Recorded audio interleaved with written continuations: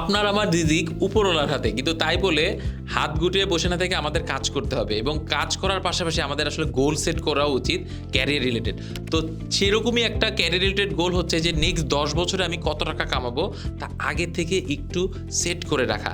এখন ক্যারিয়ারের শুরুতে আপনি যদি 50,000 টাকা স্যালারি পান, আপনার কাছে মনে হতে পারে যে ভাই আমি তো খুব ভালো একটা স্যালারি পাচ্ছি, ইয়েস। এখন 30,000 টাকা করে যদি মাসেও জমান, নেক্সট 10 বছরে কত টাকা জমাইতে পারবেন জানেন? মাত্র 36 লাখ টাকা। মাত্র কেন বলতেছি জানেন? কারণ উত্তরাতে আপনি যদি একটা ফ্ল্যাট কিনতে যান তাহলেও আপনার কোটি টাকার উপরে চলে যাবে।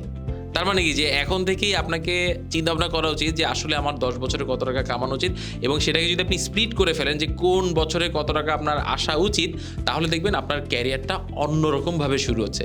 তো এই ধরনের টিপস এবং ট্রিক্স প্রত্যেকদিন সন্ধ্যা 6টায় আমরা লার্নিং বাংলাদেশের পেজ থেকে দিচ্ছি। আগের ভিডিওগুলো ফলো করতে পারেন এবং নেক্সট ভিডিওগুলো ফলো করার জন্য লার্নিং বাংলাদেশের পেজে লাইক এবং ফলো করে রাখুন।